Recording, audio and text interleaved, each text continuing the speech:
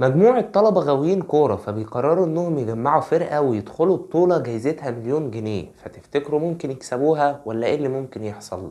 اهلا بيكم في حلقة جديدة من سينما اونلاين ومراجعة فيلم الحريفة.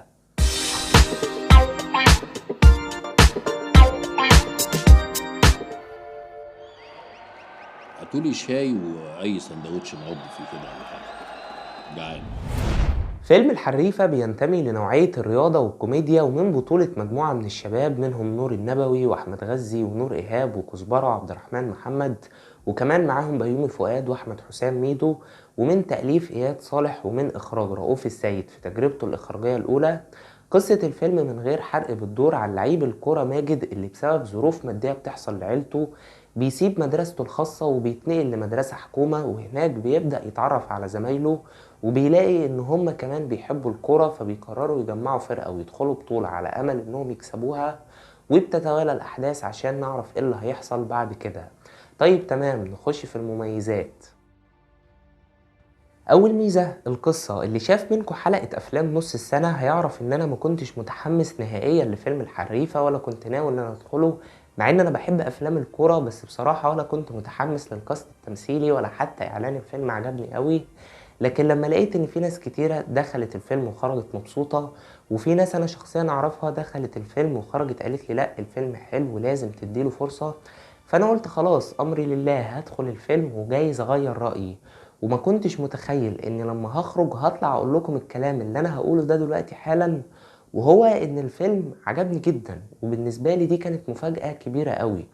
مبدئيا كده بداية قصة فيلم الحريفة هتحسسك بالظبط ببداية قصة فيلم لا مؤاخذة، من حيث ان انت في القصتين بتشوف شخص بسبب ظروف مادية بتحصل لعيلته بيسيب بقى حياة الرفاهية اللي هو كان عايش فيها ومدرسته الخاصة وبيتنقل لمدرسة حكومة، وهناك ما بيكونش عارف ياخد قوي على الأجواء أو على الناس اللي موجودة في المكان. فانت هتحس بنفس أجواء فيلم لا مؤاخذة في بداية فيلم الحريفة. بعد كده لما الفيلم ياخد المسار الطبيعي بتاعه ويتجه بقى للكرة والماتشات، انت هتبقى مستمتع جدا بالأحداث. وطبعا الفيلم ده مناسب قوي للناس اللي بتحب الكرة وكمان بتلعب كورة. ليه بقى انا بقول لك نقطة ان انت لازم تكون بتلعب كورة؟ لان انت لو بتلعب كورة زي حالاتي كده وبتحب كمان تتفرج على كورة، هتبقى مشدود ومتحمس قوي مع الماتشات اللي موجودة في الفيلم، وهتحس كده ان انت عايز تلعب معاهم. كمان اللي كان مساعد في ان الفيلم يبقى حلو هو الايقاع السريع. مدة الفيلم تقريبا ساعتين وما كانش فيه اي ملل طول الاحداث. كمان تسلسل القصة كان حلو جدا. تاني ميزة السيناريو. الفيلم يعتبر كان نصين. النص الاول انت بتشوف البطل بتاعنا اللي هو ماجد لما بيتنقل لمدرسته الجديدة بيبدأ يكون صداقات وبيلاقي ان الناس اللي في المدرسة دي غاوية كورة، فبيبدأوا يجمعوا فرقة مع بعض ويدخلوا بطولة. فالنص الأول يعتبر كان تقديم الشخصيات وتقديم الفكرة عموما، وما كانش فيه أي ملل لأنه اتنفذ بأسلوب كويس والكتابة كانت كويسة. أما في النص التاني أنت بتشوف بقى تحضيرات وكواليس وتدريبات البطولة والماتشات.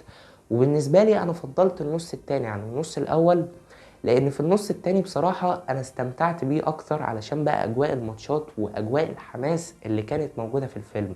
كتابة الشخصيات كانت جيدة جدا. الفرقة بتاعتنا اللي احنا طول الوقت بنبقى معاها جوه الفيلم بنشوف كل شخصية، ساعات السيناريو كده كان بيسلط الضوء على مشاكلها. والميزة ان احنا ما كناش بناخد وقت في المشاكل دي علشان ما يكونش فيه ملل.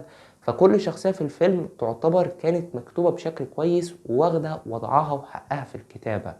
كمان برضو الفيلم كان مسلط الضوء على دور الشوارع والماتشات اللي بتبقى على مراهنات، وكل الكلام ده كان كويس وكان في محله جدا ولايق على طبيعة وأحداث الفيلم.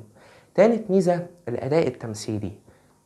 للوهلة الأولى أنت لما تشوف بوستر الفيلم هتقول إيه ده؟ هو فين الأبطال؟ ده نور النبوي بيمثل عشان أبوه، وكزبرة ده مغني أساسا، إيه اللي جايبه هنا؟ تلاقيه جاي علشان يبقى ترند. ومين عبد الرحمن محمد ومين الناس دي كلها؟ طبيعي أنا واحد من الناس من ضمن العوامل الأساسية اللي كانت مخلياني مش عايز أتفرج على الفيلم هو إن مفيش كاست تمثيلي يخليك كده عايز تنزل من بيتك وتدخل الفيلم علشان تشوف هما بيعملوا إيه. لكن وجهة نظرك دي هتتغير 180 درجة لما تدخل الفيلم وتلاقي ان كل واحد في الفيلم عامل اداء تمثيلي كويس جدا. والفكرة ان الفرقة كلها بتاعت الفيلم كده كان ما بينها كيمياء اكتر من رائعة. تحس ان كل واحد في الفيلم لايق على الدور اللي هو بيلعبه، وما ينفعش حد تاني يلعبه. فبصراحة دي نقطة كويسة جدا ولازم احيي عليها مخرج الفيلم في اختياره للكاست التمثيلي، لانه فعلا سكن كل واحد في الدور اللي يليق بيه. يعني مثلا نور النبوي عجبني جدا اداؤه وكان كويس طول الوقت. كزبرة اللي انا كنت مهاجمه وقلت كزبرة ايه بس، هو احنا في طبق سلطة؟ بالعكس انت مش هتتضايق منه خالص، وهتلاقي ان هو لايق على الشخصية اللي بيلعبها. احمد غزي افضل اداء تمثيلي بالنسبة لي كان في الفيلم شخصية الششتاوي اللي هو كان بيلعبها، عجبني جدا في تأديته للشخصية. عبد الرحمن محمد من الناس اللي هتخطف كده منك في الفيلم ابتسامة او ضحكة خفيفة. نور ايهاب كانت كويسة، الممثل اللي كان عامل دور الشر بقى في الفيلم. وبالمناسبة اساسا الفيلم كده فيه حركة لطيفة، وهي ان البطل طالع اسمه ماجد والشرير طالع اسمه بسام، فانت برضه هتحس كده باجواء ايه كرتون الكابتن ماجد. ففي العموم الاداء التمثيلي كان كويس جدا بصراحة، كل الشباب ادائهم كان اكثر من رائع. بالنسبة لبيومي فؤاد يعتبر هو كان ضيف شرف، كان طالع معلق البطولة، مش هتتضايق منه قوي وما كانش فيه جديد في ادائه. ميدو مثل براحتك يا ميدو وسيب الزمالك في حاله، انت طلعت بتمثل حلو، برضه ما اتضايقتش منه، بل بالعكس هو كان لايق على الشخصية اللي هو كان بيلعبها طبعا، علشان بقى جو الكورة والتدريب وكل الكلام ده. يا نهار اسود، ده جاب لنا منتخب مصر. الخماسي ما فيهوش هزار، لو حاربنا عشان خاطر بعض هنكسب اي حد. معايا عقدة باسم المدام لالا. لالا انا بحبك. رابع ميزة الموسيقى التصويرية كانت حلوة جدا، ومن ضمن الحاجات اللي هتخليك طول الوقت متحمس ومشدود مع الفيلم. فبصراحة برافو للويلي على الموسيقى الجامدة دي، ودي كده تاني تجربة ليه بعد ما عمل الموسيقى التصويرية لمسلسل سفاح الجيزة. وطبعا موسيقى حدث ولا حرج أكتر من رائعة. كده كده أساسا أنا الويلي قبل ما هو يدخل بقى في سكة الأفلام والمسلسلات أنا بسمع مزيكته في الأصل، لأن هو بصراحة شخص مجتهد وموهوب قوي. خامس ميزة الإخراج، كأول تجربة إخراجية للمخرج رؤوف السيد، فأنا شايف إن هو نجح في حاجات كتيرة جدا. أولها في اختيار أبطال الفيلم وتسكين كل واحد في الدور اللي يليق عليه. تاني حاجة التصوير كان كويس جدا من حيث الكادرات والألوان، واختيار أماكن التصوير برضو بحيث إنها تبقى لايقة على طبيعة الأحداث. تصوير الماتشات كان كويس جدا، متاخد بنطاق واسع بحيث ان انت تبقى شايف كل حاجة حواليك وتبقى متحمس مع الفيلم. وبس كده المميزات خلصت، نخش على العيوب. اول عيب المحاولات الكوميدية في الفيلم ما كانتش افضل حاجة بالنسبة لي انا، ممكن يبقى في حد تاني ضحك في الفيلم، بس انا بصراحة حسيت ان الكوميديا كان المفروض السيناريو يشتغل عليها اكتر من كده ويستغل الناس اللي عنده. يعني كان ممكن يستغل عبد الرحمن محمد وكزبرة، بما ان الاتنين دول هما اللي كانوا بيحاولوا يضحكوا في الفيلم، كان ممكن السيناريو يستغلهم بشكل احسن من اللي احنا شفناه. تاني عيب نهاية الفيلم. طبعا انت بتبقى عارف من البداية خالص ان الناس دي لما هتدخل البطولة إيه اللي هيحصل في الاخر كطبيعة اي فيلم مصري، لكن انت برضه في نفس الوقت برغم انك عارف النهاية مش هتتضايق. ليه بقى؟ لان اسلوب الكتابة كان حلو، ان الفيلم قدر يقدم لك الاحداث باسلوب مشوق وما يخلكش تبقى متضايق او زهقان وانت بتتفرج.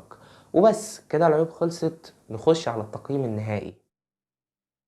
تقييمي لفيلم الحريفة هو 8/10، تجربة شبابية تستحق المشاهدة. وانا عارف ان انا بقول الكلام ده متأخر، لان الفيلم بسم الله ما شاء الله واخد وضعه في شباك التذاكر وايراداته اليومية كويسة، وبصراحة هو يستحق فيلم، يستحق ان انت تديله فرصة وتتفرج عليه، خصوصا لو انت بتحب الكورة. وعايز بقى كده اسألكم سؤال، ايه اكتر فيلم مصري بيتكلم عن الكورة انتوا بتحبوا تتفرجوا عليه؟ انا عن نفسي بحب اتفرج جدا على فيلم كابتن مصر، ومعاك دلوقتي كده فيلم الحريفة. يعني فيلم الحريفة لما ينزل على النت هبقى انزله واتفرج عليه. وفي النهاية اللي شاف الفيلم ياريت يكتب لي رأيه وتقييمه تحت في التعليقات. ورب الحلقة تكون عجبتكم، ولو عجبتكم اعملوا لايك وشيروا الحلقة في كل مكان، واشتركوا في القناة لو أول مرة، وما تنسوش تتابعوا صفحة سينما أونلاين على الفيسبوك. شكرا جدا ليكم على المشاهدة، أشوفكم على خير، سلام.